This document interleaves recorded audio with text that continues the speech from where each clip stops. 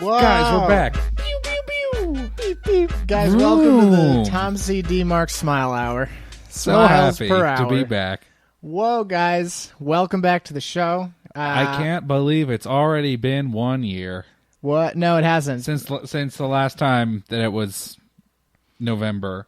Yeah, it's election season. Time to elect a new Obama. Yep. Which one Obama are you going to vote for? I'm going to vote for the one that gives money to the government people. I mean, you could.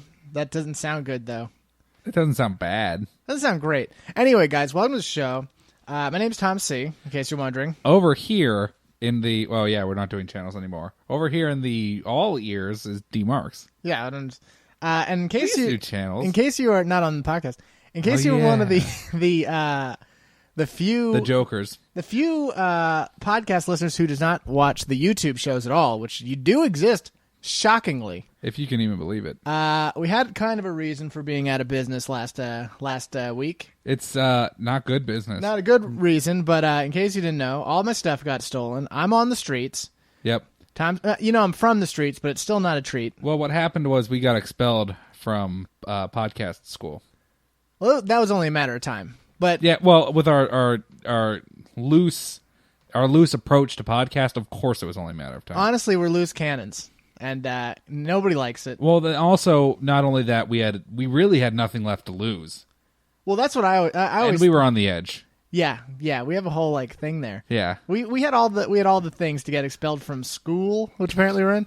Anyway, Well, we had a podcast principal, so yeah, we had a I assumed it principal, was but some kind apparently of we're school. also loose cannon cops who are getting expelled from school. I guess it's kindergarten cop in a way that makes less sense. Anyway, guys, yeah, a bunch of crap I happened. think it was more like Turner and Hooch. Whatever, dude. Anyway, a bunch of crap happened, but not the least of which is the most depressing, is that it's getting cold out. I want to bring up this point because it's making me sad, because now ladies are wearing more clothes. Yeah. I feel like we need to discuss this real briefly. Okay, real fast. It sucks. There's no benefits to winter. I disagree. I like colder weather. Do you like... Sorry, we're talking about in the context of ladies' outfits. I kind of like the snow bunny look, though. Well, all right. I can see that you're some kind of communist, and Yeah. We don't really need to continue the show past this point. Anyway, guys, Tom C. has been a very good boy or girl this year, and so, being that I no longer have a computer, or a PS3, in case you're wondering, guys. You didn't actually say why you don't have any of those things. I said I was robbed, right?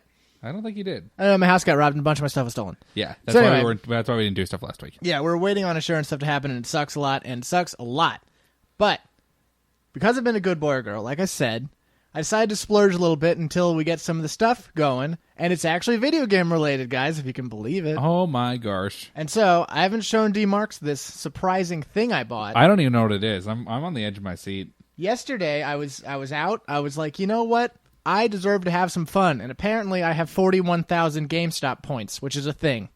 I didn't realize it was a thing, but It's really it is. funny. And they can do like coupons and stuff. It sounds like I'm pimping them out right now, but I'm not. So anyway, guys, yesterday, year of our Lord 2013, Sunday, I bought myself a Nintendo 2DS. Woo! It's a bizarre thing. I'm going to show D Marx. Oh, he's bending down. All right. So it is. That's a block. That's a block. Here's what I'm going to tell you right now. comedy. It is indefensibly ugly. Everyone can see that it's not a good looking system. I don't hate it though. Yeah, but it's not winning any beauty pageants. No, but what system is? Yeah. I also want to say this. It is not comfortable and it's not uncomfortable. Yeah, But here's what I am going to say. I can't imagine that the 3DS is comfortable. Because here's the thing. At some point, Nintendo decided that the Game Boy Advance was the ultimate in curved system and that we're going back to bricks. Like, we're only going blocks from now on. That square's the only shape for hands these days. Yeah. Like, you got PSP making a nice curvy thing that's kind of okay. Now, like, the 3DS and the DDS are both, like, just bricks. There's, like, no effort in making them comfortable. No, this is okay. It's awkward. It's definitely awkward. It's a little big for like for everybody. Yeah, because you don't know exactly where to put your hands. And especially with a game like Fire Emblem, which is all I got, guys, because I'm a huge Fire Emblem fan. We're talking about that a little bit later. You actually have to hold the D-pad. So your hands are like this. Do you have to use the shoulder pads at all? Like for fun, if you feel like it. Okay. They're spice buttons. But yeah, so you're like this, and so you want to hold it like this, which is weird. Yeah. But you also like I've been holding it like this. It's weird. Like I don't hate it. Like it's like a weird thing. I can't really describe. I'm gonna need you to clarify that. Okay, guys, for those of you who don't know what it looks like and aren't near a computer at all, you're looking at a block of plastic that has a weird, like the width part has an incline to support some ergonomicsness. Yeah. So that like fits in your hand a little better. So it's not like flat. It's like a slope. It's a slope shape. You got your two. It's a wedge. I would say a wedge. It's got your two screens. It's got all your 3DS stuff.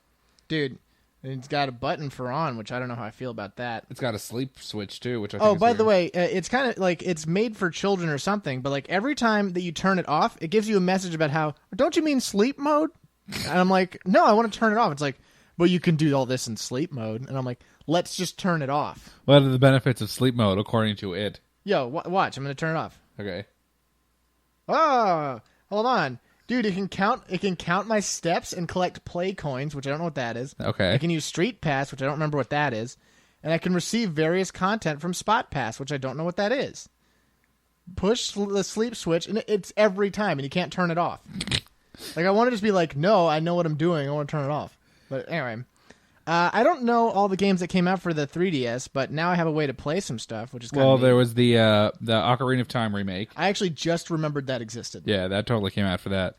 I'm sure some Super Mario games. Dude, you can play all the really good Mario RPG handhelds that are great. Oh yeah, Dream Squad or whatever. Yeah, and you can get Bowser's Inside Story again. That was great. That was a good game. Oh, yeah, now I can play DS games. Yeah, you're right. Yeah. I was surprised to learn there wasn't a Fire Emblem release for the DS. I think. Dude, I'm like so.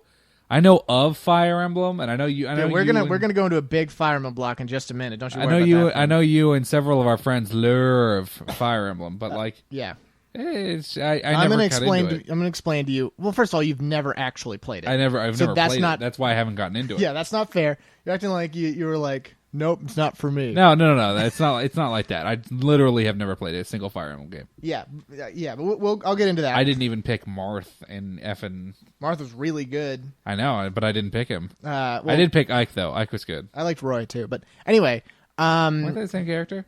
No, they played the same, but they had different styles. They were essentially the same. Yeah, but Roy had different moves. Anyway, sorry, that's not the point. The point is not Smash Brothers. It might be at some point, but not right now. I can also get the Animal Crossing that came out. Which one? New Leaf? Yeah. Which I hear is actually pretty good. Oh, I mean, it's Animal Crossing. How much can they really screw up? Well, I hear it's different in a good way. Because they is there actually stuff to do? Apparently. Like in the best way, guys. We love Animal Crossing. Love Animal Crossing, but the Wii one was a little bit samey. Like that one really it just wasn't enough. Anyway, some other games. I don't care about Mario Kart. Yeah. I don't care about... you could get Pokemon. Oh, yeah. That's what most people probably would have assumed I got.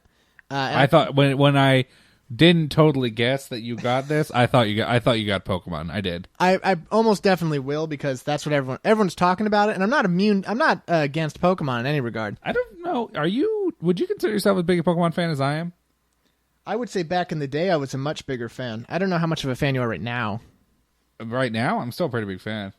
I've never played one I didn't enjoy. I always associate you with more with the card game. The card game. God, I love the card game. No, which is really funny. I was a huge Poke fan back in the day. Yeah. And I'm not. I mean, obviously everybody was. Yeah, I'm gonna play it now that I have this thing. I mean, I've got to get something for it.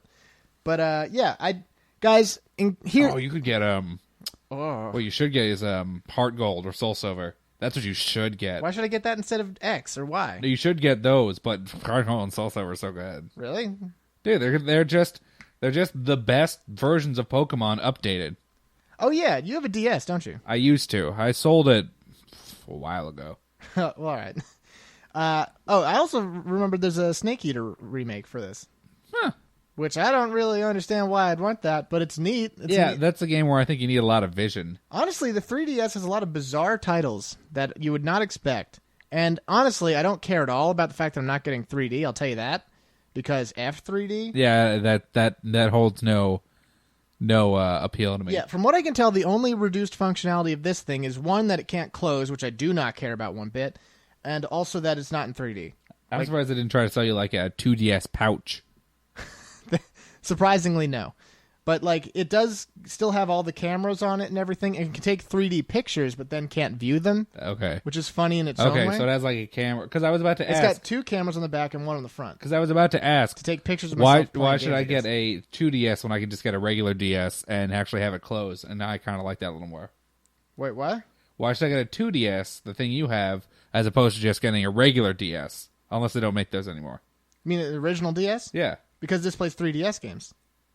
Oh, okay. It plays 3DS games, but not in 3D. Okay, all right. Because for some reason, most games that come out, you can like turn up the amount of 3D you want, which is like stupid because it's like, why don't you just get a DS? Well, it makes it sound like it's a gimmick, which it essentially is. It is totally a gimmick. It's just like, and like they're totally admitting it by like being like, yeah, the 2DS. If it bothers you, just turn it down. Yeah, they're like the 2DS is not a. Just don't worry about it. You don't need that. It's like you can play anything just without this feature. I'm like, okay. I mean, there's some games that actually you needed it. Like I think there was a Mario Party game where like you looked in a box. I think like puzzle games, like Professor Layton or something like that. I think those kind of games you need it for. Like maybe, but like I don't. Which would be kind of cool. Like that's a game where I could see 3D working. Yeah. Like if you're like looking in a room and you kind of have to like switch your angle and it like shifts your vision in the room. Mm-hmm. No, that'd be rad. Yeah. But like, I really don't like. I didn't care. Yeah, I know. I didn't care about the 3D functionality at all. So I was at the store. It was $120. That one was. Yeah, these are only $20, That's and the games are about $40 each. And I knew I had to play Awakening at some point, the Fire Emblem game, guys, because I am one of the biggest Fire Emblem fans in history. Not true. I am one of the biggest that I know. Yeah, you and a lot of people. Well, I'm specifically in our group of friends. Baz loves it because I introduced it. Yeah, to him. Baz loves it. Did John like it too? I don't think John's played it. But the thing is, guys, Fire Emblem is if you took Advance Wars and then you made it somehow even better, because a lot of people are going to be like, it's not better than Advance Wars, but it totally is. Because like, here's the deal: the story is like, I want to let me explain this right. Fire Emblem is a game that is like crafted to be the exact right amount of challenge. Right. Because if you play Fire Emblem wrong, you're going to get stomped. Well, here's the thing, and I'm sorry to interrupt you already, but I never really considered playing Fire Emblem because I didn't. The way that the system didn't really appeal to me. Not that I thought it was bad, but just the way that I heard playstyles described, I thought it wasn't for me. But after playing XCOM, the last one that I really liked, I could see getting into it now because essentially it's the same style of play, right? In some regards, what style? What do you think is similar? It's like a grid turn based. You have dudes that you have to like take care of and level up. It's not like Advanced Wars where you build dudes in the middle of the battle. Yeah, like, this is basically yeah. Yeah. I mean, the dudes are all characters though. They're not like random like made up guys though. But they can still die. Yeah. The thing about Fire Emblem that makes it different from Advanced Wars is that all your characters they permanently die. Guys, I started on Fire Emblem 7, which is Fire Emblem 1 in America that came out for Game Boy Advance. I played 8, which was the sequel, The Sacred Stones, and then that's it. I didn't play the GameCube one, I didn't play the Wii one, which I probably should at some point, but I didn't play any of those. But I've beaten the first one like a zillion times. And the reason why these games are neat is because your characters matter a lot to you because there's permadeath. And when you lose a character, it sucks a lot, but it makes your playthroughs different each time. Yeah, I imagine it affects the story, right? Like, yeah, well, a little bit. Bizarrely, Fire Emblem, the first one for the Game Boy Advance that I played, it was a game that was really replayable. Sorry, why am I saying things like I'm some kind of Swedish guy? The games was really replayable. I don't know if that's Swedish. I don't know, man. It's my first time on the podcast. But no, it was a game that was really had a lot of replay value because each run was different because of how these things work. Logically, you don't want anyone to die in your run. Yeah. And it's very common to restart the game because you don't want someone to die.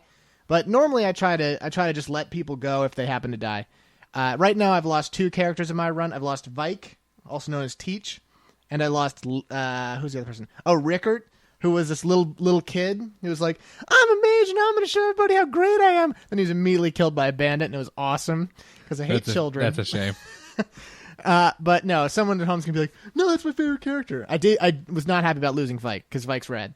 But anyway, no, these games are turn-based. They're like Advance Wars, but you have characters that actually matter. Yeah. And the reason why I'm saying it's perfectly crafted is because if you know how to play these games, which means you know how to correctly level up characters, how to protect characters, how to not put people in risky situations, but at the same time put them in the right situations, the game will almost be easy to you.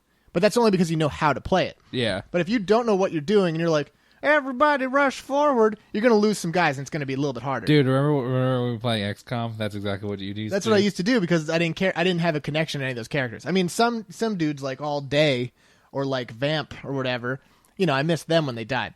But for the most part, I always have a connection with the characters in Fire Emblem. And this one is really great. There's some things that I don't like about it. Okay. One, for some reason, the graphic style, the 3D character sprites, none of them have feet. They all have little hooves. What? And I don't get it, man. Why don't you just give them feet?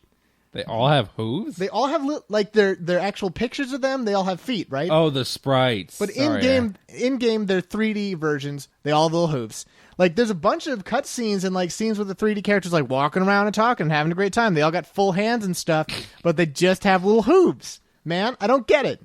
Why did you just get... at first I was like, are all their feet clipping into the ground, really? This is the first scene in the game. You could have fixed that?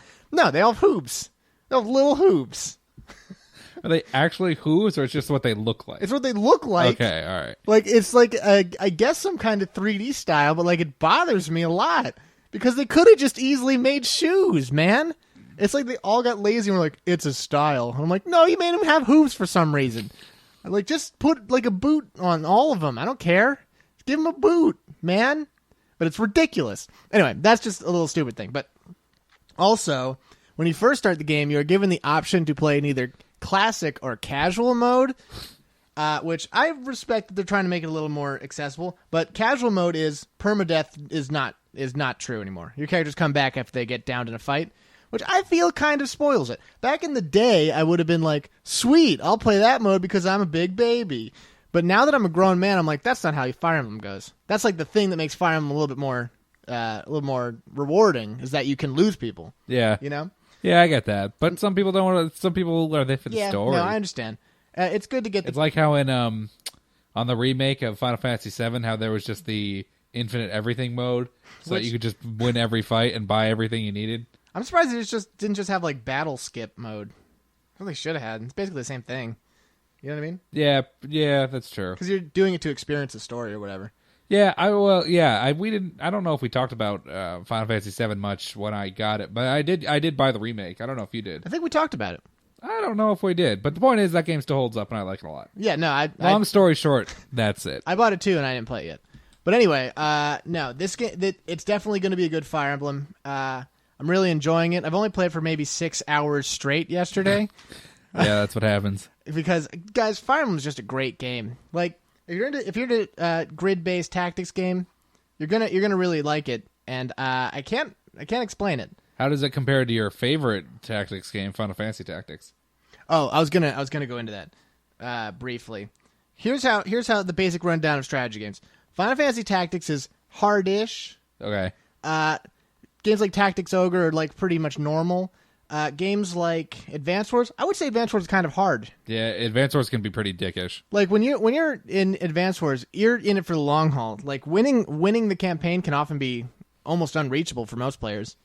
But beating the campaign of Fire Emblem is much, much easier. What about Disgaea? Oh, Disgaea is a game. That's what I was going to say about the crafting thing. Disgaea is a game where it throws all of the stuff on its head, which means that you have to grind a lot. Yeah. It's a game made for grinding. You're like, oh, I'm going to be grinding. That's what I have to expect here. In Fire Emblem, you never, ever have to grind. You're just if you play it right, your characters are strong in the right way, and you're balanced and even, and so everything's going to go great for you as long as you know what you're doing. So it's just a game that you have to know what you're doing, and it's fun, and it's not too hard, but it's not too easy. It's always the perfect experience. Okay, that's cool. And the stories are always ridiculous because they're always hey, there's a dragon. Just trust me. It's gonna happen later. And you're like, but why? And you're like, because it's a dragon. Just don't worry about it. Everything bad always happens because it's a dragon. That is normally a compelling reason. You're like, yo, there's a civil war starting. Why? Because this king's in love with the dragon or some nonsense. And you're like, well, dude, that's like Skyrim. Dude, because it's always something stupid like that. Also, Oh, by the way, guys, in case anyone cared, totally beat Advance Wars hard campaign one time. I can't believe that. It was really hard. I think it was 3DS, which is practically cheating, but I still. You I think it was you mean 2. Dual Strike? I think it was 2. I beat Dual Strike, and I didn't beat Days of Ruin. I beat every campaign mode. I beat it on normal. But Yeah, I beat every campaign on normal, and I beat 1 on hard. yeah, I tried hard, then I gave up. Because that was always ridiculous. No, they didn't want you to win that. Now I can buy Dual Strike again, though. Now I got this thing. And Days of Ruin, which you like. Yeah, those games are both great. I was going to say one more thing. Oh, why do we have to have characters have ridiculous names? When you're playing Fire Emblem, you're like, hey, this guy could be a Tom or like a Jay. Hey, there's Steve over there with the sword. No, the main character's name is Crom. Like, what is that? Because it's supposed to be an atmosphere thing. Dude, it's always like, here's your epic name. Crom's going out on a quest. And I'm like, come on, Crom's terrible. It's not good, but like it would take you out if someone's name was like Steve. I would no, dude. I would deal with that. Okay, no, sorry. No, you wouldn't. You would be like, this is bullshit. Okay, if your main character's name was Steve, I would deal with it. No, that is like you like so hate. Okay, I'd make a joke. I'd make a joke about it. You so hate when things break atmosphere. No, you're right. I'd make a joke about that. Guys, Hold on. I got a little more to say. Ugh. One, I also don't like what they did with the Knight class. Knights all look like Mirelurks, and they look ridiculous. They look like human crabmen. Don't like that at all. 2, Sully's best character in the game. And 3, what was I going to say? That's it for now. Guys, we'll see you next break. See ya.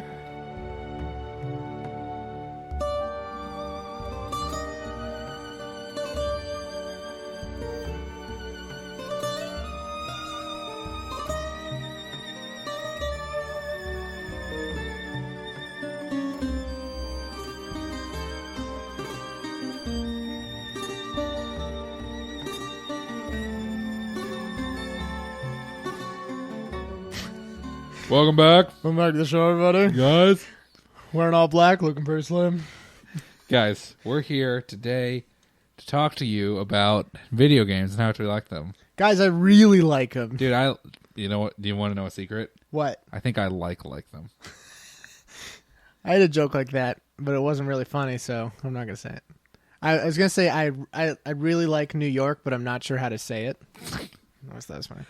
I love pie, but I'm not in love with pie. Anyway, guys. Guys, video games are the best, and it's the only way to get through the hard times. But there is good news. I was recently voted #1 handsomest guy on the show. Also, they voted they don't care if you're on the show anymore. But here's the good part. Those are 2 very harsh things I just learned. Yo, guys, don't worry. He's cool about it. It's just going to be me from now on. I want you to know the audience says it's cool too, so don't worry about that. I think I need to play some video games to get through these hard times. I'm telling you. But now I got to carry the whole show by myself, and that's going to be hard too, guys. Oh. But I appreciate the vote. You know we're cool. D Marx was tired of the show. He said he didn't want to do another episode. He said he would walk, but then he was too lazy to get up. What? I felt that was weird. Hold on. Is this like an election thing? I got voted. Are you mudslinging right now? No, the vote, you might say the vote happens tomorrow, November 5th, but I think in everyone's hearts they've already voted. So, wait. So they should not go to the polls tomorrow. Okay. That's fair. Just don't go. No, sir. That's fair. Guys, don't go vote for him. Do your voting civic duty. And speaking of the syllable civ. Wow. Awkward segue, guys. They're pretty good. They're the champions of the audio industry. Guys, guess what? Brave New World finally went on sale. Not even through Steam. Yeah. Which is embarrassing. I hope Steam feels bad. I had to buy it through a third party source. The dealer off the street. Who is that? It was Green Man. What? The Green Man. Yeah, guys, Green Man Gaming. They did a huge sale. Yeah, I'm sure you guys know all about Green Man Gaming, but they do Steam stuff from time to time, and it was 50% off, which was good. 50. 50% off, and then I had a voucher for science reasons. Yeah, I jumped on this too. Yeah, so we both got Brave New World finally, and Tom, before I go into my little thing, what do you feel about it? Because you played a little bit. I don't think you haven't played as much as I have. I'm not as big of a Civ fan as you are. And it's a lot of new stuff, which I appreciate, because it needed a lot of stuff to make the game not awful. Not, you know what I mean? Yeah, no, I to make get it what you're saying. better. I have not given it enough time yet, but it seems like a positive direction with some things that I most certainly don't like, which I'm sure you're going to get to. Yeah, probably. So here's the thing, guys. Tom said that he doesn't like Civ as much as I do. I didn't like Civ as much as I do now before Brave New World was released. Because even when I first heard it was coming out, oh, by the way, guys, Burial at Sea comes out in 1 week. Just that was announced while we were gone. Wait, what was? Burial at Sea, the BioShock DLC. It's on coming a out- week? Yeah, coming out next week. Man, I can't even play that. I know, I can't either. It sucks. Why can't you play it? I sold my TV. Really? Yeah. To who? Brent. Baz. When did that happen? Over the weekend. Do you not have a TV at home? Yeah, not right now. Well, I do have a TV, but not in my room. You should give me your PS3. I mean, if you want to borrow it, I guess it's not a problem. I should rebuy Dragon's Crown, because that game's awesome. Anyway, sorry. Yeah. So, guys, here's the deal. When I first was reading up on Brave New World before I actually got it, I was like, wow, everything about this is really cool, and I really want to get a lot. And then that was like 8 months ago. And I finally got it, and I'm not disappointed at all. I really, really like Brave New World. It totally changed the game. It makes a lot of the frustrations I had about vanilla and Gods and Kings. It changes all of those things around. It makes it feel a lot of it is a lot more. Simultaneously, I feel aggressive and strategic, especially the biggest new mechanic that they put in, which is tourism. And what tourism does is it affects the way that the culture victories work now. Because as Tom can attest... I was going to actually say we should say all the things I hated, and then you can try and see if they fixed it. Okay. Actually, that's a good plan. I actually like that idea. Guys, I have a lot of complaints about Civ. The thing about Civ is it's a pretty basic game. It's baby's first grand strategy game. Basically. And the thing is, there's some things that are flat out stupid about it, and a lot have to do with victory conditions. Yeah. One is that science victory is far too easy to achieve, and No, it's the only thing you would ever logically go to. No. They really the spaceship parts. Well, let me explain real quick, guys. To win research victory, you had to research Science victory. You have to research. You have to research a bunch of technologies that allow you to build a spaceship. That allow you to build spaceship parts, and then you put all those parts together, and you build a spaceship, and you go out into space, and you leave Earth. And then you're the winner of the game. Yeah. But however, science, which is a skill that gets you there, is the most useful of anything anyway, because that gets you new techs like new military units and new buildings and stuff. It's always a good idea to invest in more as much science as you can. So always you want the most science, and always you would naturally go to that win. Yeah. Anyway, but have they fixed that? Yeah, they've made it because first of all, I don't know if they add this for Brave New World, but something I did see, which I had never noticed before, is that every city you found beyond your capital increases science costs by 5%. Go on. So the more cities you have, the longer it actually takes you to research stuff. Okay, not sure how I feel about that. But you generally have more science because you have more cities. That's true. So it's a trade-off. But yeah, they made individual spaceship parts much, much harder to build. And by harder, I mean it just takes them a lot longer. Like they take more time than most wonders do to complete. Well, that seems appropriate. Yeah. Because it used to be like, you'd be like, okay, I did all this research and stuff, but since I have all this tech, I now have high production too, most likely. No, because spaceship parts take one or two turns. One of the games I did where I was playing as one of the more science-based civs, I was completed the science victory and headed to Alpha Centauri before mankind landed on the moon in real life. Yeah. All right, number 2. Okay. Culture is literally the dumbest thing in Civ. Culture is the thing that got the biggest overhaul, and it's the thing that I definitely like a lot. Well, let me explain why it was stupid. Okay. In whatever, Tale of Two Cities, what was it called? But just call it Vanilla. In Vanilla, well, it's not actually Vanilla because it's Gods and Kings. Well, it worked the same way. All right. Well, in Vanilla, then, here's how culture worked. The more cities you had, the harder it was to win a cultural victory because you win cultural victories by getting social policies. And if you have 5 social policy trees completed, you then do a utopia project, which wins you the game. And the reason it's stupid is because the more cities you have, the harder it is for you to get social policies, which implies to me that bigger civs would be less culturally powerful than smaller civs, because it'd be easier for a civilization with 3 cities to win this victory because they have a smaller requirement, which is like implying that Luxembourg right now is the strongest cultural civilization on Earth compared to a civ that is as big as like Russia. Okay, because Russia has no culture because it's too big. All right, two things. One, yes, culture was changed. It was one of the biggest changes that they made. The way culture victories work now is every turn, starting when you start collecting these things called great works, which they added, which are, books, paintings, artifacts, pieces of music. You put these in different slots in your culture tech tree, whatever, and they increase tourism. And you build tourism every turn, and the more tourism you have, once it eclipses the total amount of culture that a civilization has built throughout the whole game, your culture is more influential than theirs. And they kind of adopt yours. And if you do that for all the other cultures in the world, you win the game. So that way actually makes sense. Yeah. Now, to your point before, it's not so much that the cultures weren't, in my opinion, the way I see it working is, it's not so much that the cultures are less strong because there's more people. It's that cultural diffusion takes more time. Yes. Yeah, I understand what you're saying, but yes, still stupid. In America, we have a very strong American culture. It's a lot of people have a problem with it. It's called freedom. Have you ever heard of it? A lot of people have a problem that it's so strong because we're like totally crushing normal world cultures left and right, and a lot of people don't like that. But the amount of get over it. The amount of time it's called freedom. The amount of time it took to get to that point would be much, much longer than it would in a country like Luxembourg, which has about 5 people. Yeah. So, that culture spreads a lot easier because there's fewer people to go to.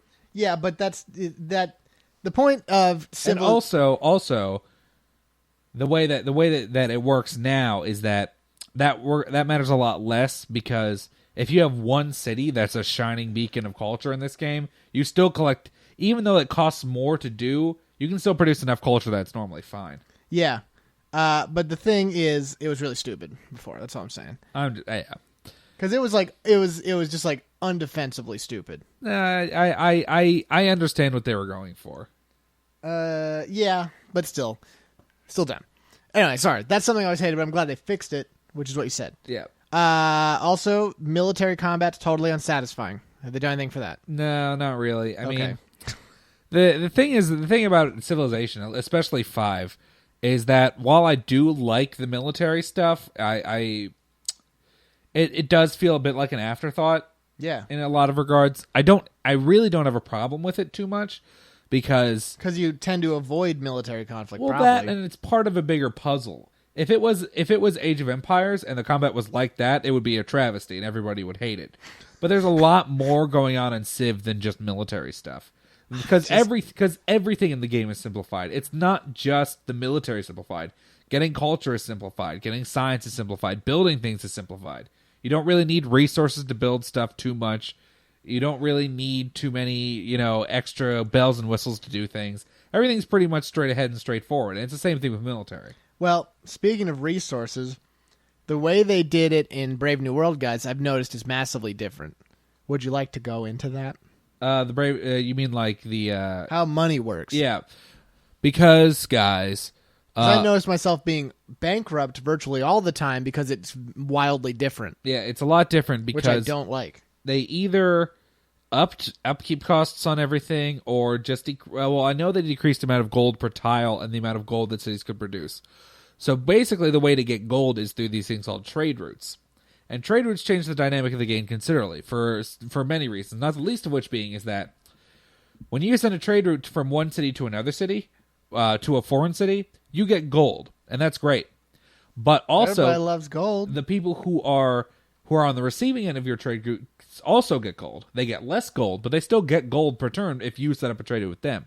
So it creates an interesting dynamic where you might not necessarily have people going to war with one another because they rely on these trade routes to give them money. And I think that's a cool idea because, especially in the modern world, that's very much the case of what we see a lot of times. Yeah. That's part of a whole big thing called the democratic peace theory that's been put into effect. But like it's one of it is economic warfare and how that tends to stymie it tends to lead to words before swords, we'll say. Yeah. They actually talked about that on Stuff You Should Know one time. I don't remember what episode it was. Yeah, I'll bet they did. Because it's kind of neato. It's kind of really cool. But I forget which one it was. Yeah, but that doesn't mean you still can't go to war with people because, you still can. I know. But guys, we did a run together. It's the only one we've played so far. One I've played, but he was Venice and I was Portugal, which are both new civs.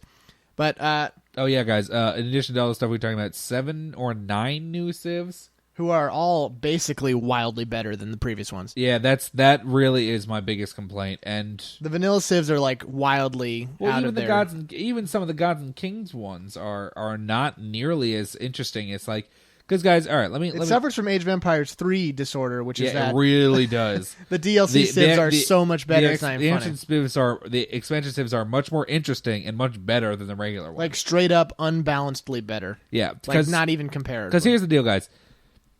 And in vanilla and Gods and Kings, the power level of the civs were generally within one another. There weren't anything that really stood out. Virtually all civs were underwhelming. Which I know was a big complaint of yours, is that you didn't really like. Hey, look, we have +2 C movement, and that's it. That is our only civilization bonus. You also get a free spy. Are you kidding me? The British, that's all they're known for, is moving slightly further with boats? I mean, Come on. No, that's kind of a dumbo one. It's like they're all dumb. Well, all the vanilla ones are dumb. A lot of them are. A lot of them aren't very good. The Ottoman Empire, now they can take boats. No, that sucks. The Ottoman Empire is like crazy cool, and they turned it into the dumbest thing ever. Why would you ever pick them? And the unique units that they have don't even support boat combat. Dude, it's always like one totally nothing bonus, and then a unit that doesn't really matter that much or isn't that much better, and a building that is sometimes either way too good or does absolutely nothing. Yeah, it's because like if you look at the only difference to your playthrough each time is your civ, and the civs aren't different. No, the thing is like. If you look at here's a stark comparison between the two. A Tony Stark comparison. Take a look at the Mongols, which were released in the first game, or they were released as a DLC, but they were among the first generation, we'll say, of civs that were released. Yeah. Then you look at the Assyrians, who were just released in Brave New World. Mongols, their bonus was 30% bonus to attacking city-state and city-state units. Pretty good. Now, these are both militarily based civs. Their preferred method of victory is domination, which is the military one, guys. Mongols, 30% combat bonus against city-states. Assyrians, you gain the technology from the civilization of any city that you captured for free. Which one is wildly more interesting and dynamic than the other? Probably that Assyrian one. Yeah, because pro tip, guys, first of all, attacking city-states doesn't matter towards domination victory. Blah. It just gives you more cities, which is nice which is good for military stuff because you need almost always a stupid idea to attack city-states anyway. Yeah, it's not really that helpful. No, I mean it doesn't even. A lot of times they have access to a lot of good luxury resources, a lot of good resources in general. But they'll generally give it to you anyway if you have enough money. Yeah, if you're friends with them, yeah, absolutely. Which is incredibly easy to obtain that friendship. Or look at another one of the conquest civs that was released in Gods and Kings, which is the Huns. We call them the honey bunnies. Honey bunnies. Again, guys, Assyrians. Every time you capture an enemy city, and it's only once per city, so if they take it back and you capture again, you can't get it again, but that's a minor detail. Right. Every time you capture an enemy city, you get a technology from them that you haven't researched yet. That's really, really, really good, guys. You guys maybe don't understand how difficult techs are to get, but it's a lot more than what a 30% bonus especially would in be. Late game. When it takes 10, 15 turns to research the really big techs. Yeah. And you could be conceivably getting an enemy city every 5 or so turns if you're doing it well. That's a big upswing. No, it's ridiculous. So it doesn't even make any sense if you think about it. So you got that. And then the Huns have raised cities in twice half the time. Which I don't You get animal husbandry for free. Oh! Animal husbandry. Finally, we can get married. The thing is, that's stupid. Who raises cities in that game anyway? I mean, if the only thing I've seen about raising cities is that if you don't want to pay the upkeep cost for a courthouse in the city that you puppet, you raise it and then just build a new city there to get access to stuff. Okay. It's much more complicated than just biting the 3 gold per turn it takes to keep an out courthouse up. Yeah, seriously. I don't it's there's so many things that I'm like, did they think this was a good idea? Well, the problem is, especially in the Brave New World civs that were released, I like them all because they're really cool and like they aren't necessarily balanced in terms of how do I want to put this? They're not necessarily balanced in terms of like the world because the Zulu are one of the best military civs in the game, and the Zulu they're not around no more. What? They're not? No. I thought we were taking all of our orders. They have from one the of the Zulus. best. They have one of the best combat units in the game, like, and they're a fairly primitive species or not species. Sorry, guys. That was really not that. That really was not the right word. Yeah. They're fairly primitive people. What age of the game is that unit though? You're talking mid game. Mid game. You're talking early you're talking early mid. Here's the deal, guys. It doesn't matter who you are. If you have an early game unit, you're screwed. Just forget it. Oh yeah, no, and that's another thing. If you don't have a unique building, like you're boned. Like why even? Because buildings never go obsolete. Buildings are always useful. Yeah. But like if you have a building or an improvement, if you have a building or a unique improvement, that's always going to be useful, and that's always going to be something that comes up. You have 2 unique units, and like one of them is like the British longbowmen, and then like the other thing that they get, which are like really wildly spaced apart. Yeah. And they can't really work with one another. It's like, Like, it's just so many things that I'm like, why isn't there more of that? Like, I don't understand how there's any legitimate discussion of like tier lists or like strategy with civilizations, because it's always going to be the same strategy. Well, no, the problem is that like even some of the even some of the like the Brave New World civs. I was talking to you a little bit about this today. Even those come into conflict with one another, and the biggest one that stands out in my mind is between Portugal and Venice, which were the 2 civs that you and I have played. Yeah. As far as I'm concerned, Portugal is just Venice light. Because both of them are very much geared around getting gold and having a lot of gold to throw around, making city-states your allies through spending gold and doing other stuff and blah, blah, blah, blah, blah. And the Venetians just do it so much better. Venetians are the most interesting of the new civs. They're by far what I consider they're probably the most interesting civ, period. No, they're by far the most interesting and I consider them to be the best civ in the game. They're also easily my favorite. Yeah, because they're the most unique in a bunch of very obvious ways. Guys, in case you didn't know, the Venetians, you're basically playing as a city-state, which I like a lot. You can only found one city, Venice. You can go and puppet other cities if you conquer them, or if you use their unique unit special ability on city-states, you can puppet them, but you can't actually... The unique unit who never goes obsolete. Yeah. It's really cool.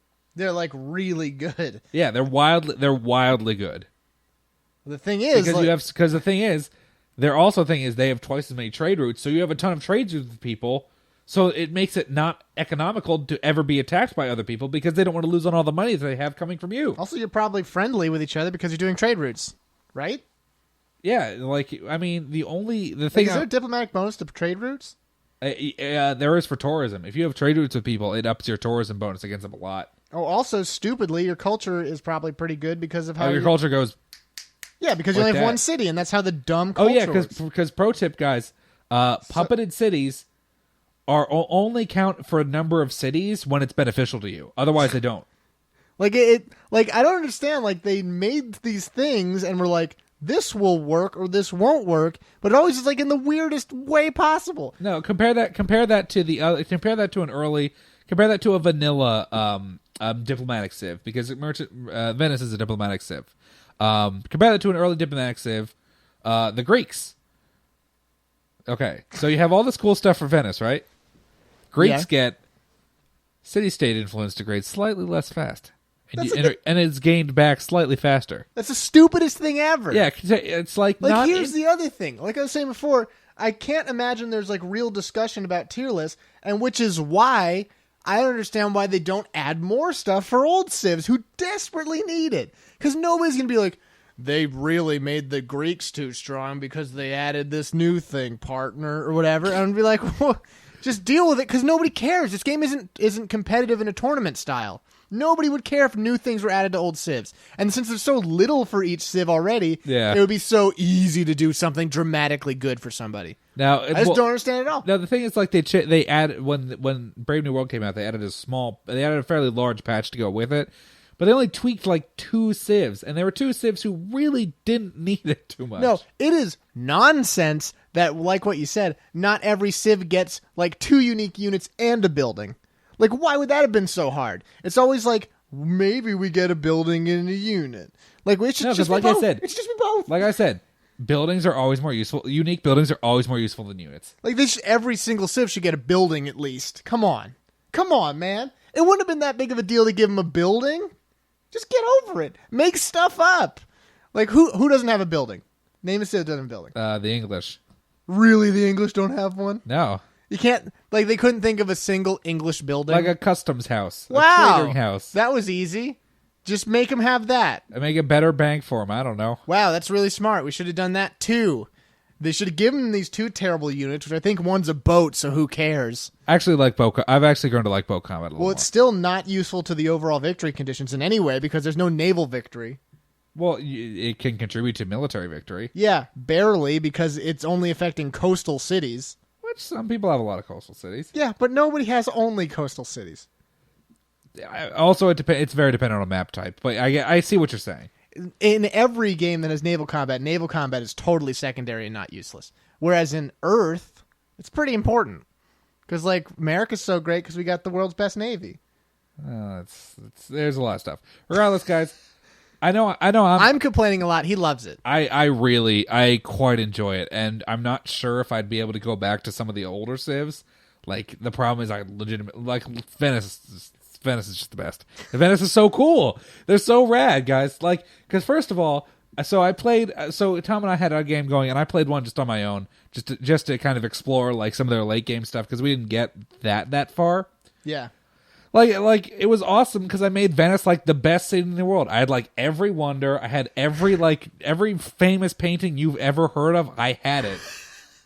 Like, and it was like, oh, you guys want to come to the Venetian Louvre? It's pretty cool. We got one of those. We got David there. You know, the very famous statue. It's the only one. Yeah. It's the one we have. So it's just, yeah. Guys, I mean, yeah. I really, it's, if you like Civ, it's definitely worth the money. The problems I have with Civ are still mostly there, and so it's never gonna be great for me. But if you like Civ, then you're gonna like it. Also, one other thing that they changed, which I really like a lot, in the earlier versions of the game, there were certain social policy trees, which Tom kind of talked about a little bit, that you couldn't have with one another. They totally changed that, which is good, because it was stupid that a religious culture couldn't also be scientific. Yeah, that is stupid. But they also added ideologies, which are cool in theory, but in practice, my civilization can just reject them and be mad. Oh, no. Which is nonsense. No, I actually looked into that. It's actually kind of cool, because since my tourism outfit in that game was so powerful, I was exuding my ideology on the rest of the world so much that everybody who didn't adopt freedom just got super duper pissed. Okay, that's awesome. Because everyone was like, boy, those Venetians sure know how freedom works. That's pretty cool. And when I wanted to have an autocracy, because I was in wars 10 times over, my people were like, screw this. We hate your guts. And I'm like, you should hate the Greek guts, because they're the one killing us. Oh, also, by the way, guys, it's awesome, because whenever you adopt an ideology, it's like the way that in actual political science works. It's not just like you adopt order. It's you've adopted Venetian order. Yeah. Anyway, guys, that's my whole rundown on Civ on Brave New World. I wasn't really planning on taking this along with it, honestly. Whatever, we got stuff to talk about for once. But yeah, guys, like I said, if you like Civ 5, it's definitely worth the money. It definitely adds a lot.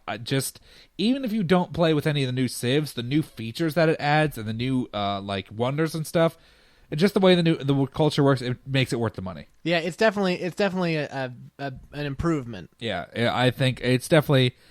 Yeah, I feel like this is what they wanted the game to be from the very beginning. You know? Yeah, it's a lot of things that are done way smarter. Yeah, but it's still not where I want it to be the best game ever. Yeah, but I'm picky. Old boy Tom C is a picky man. Oh well, the biggest thing it's like it's so much fun, but the game is like looking at computer candy. What? Dude, if you look at the game, especially Brave New World with like its Art Deco style, the colors are very vibrant, they're very soft. Oh no, it's like the Candy Crush of Grand Strategy. Yeah, like we said, it's a casual Grand Strategy game. You find a person who plays like Europa Universalis, you'll get laughed out of the room. He'll be like, "Please, I'm working on the tax rate over here." The income and the exportation of this grain Oh, stream. I was just about to fund the Civilization 5 project within Europa Universalis. I'm sorry. Are we done here? I have to get back to the nation of Swaziland, which has now taken over 3/4 of the globe. Oh, yeah, guys. Anyway, that's my thing.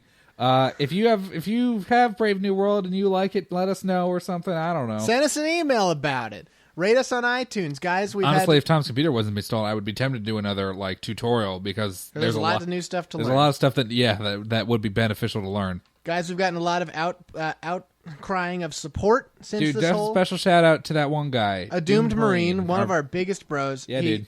Took it upon himself to donate. He ponied up some dough. Way above and beyond what anyone has to do. But dude, I love that phrase, by the way. What? Ponied up some dough. It kind of belittles it. Yeah, it kind of does. But that was above and beyond. We appreciate that. You guys are all way, way, way too nice to us. Yeah, we really do appreciate all the support. It's been rough. It hasn't been easy. It's really sucked a lot. We're glad we can get the podcast going. Assuming Tom's handsomeness couldn't console him. No, though I have been spending a lot more mirror time, which it was sorely missing.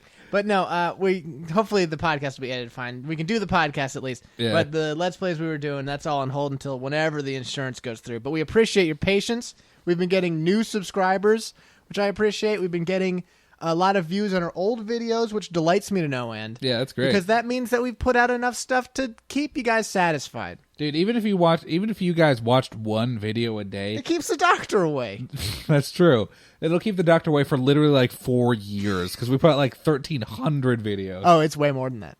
Yeah, guys, we've done a lot of work, so just keep watching. If you're not go back and watch old cities or old games because they're still funny. Dude, I still like them. Guys, we appreciate you guys sticking with us, and we will come back even stronger than ever. Dude, you know how we should thank these guys right now? Probably the only way we know how. Speed reviews. Tom, this is the top 10 button-pressing rhythm video games. Terrific. Number 10, Puyo Puyo Da. Puyo Puyo Da it's the beginning of my song. It's the sequel to Popo Zao by Kevin Federline, and it's even better than the first. So 7 out of 10.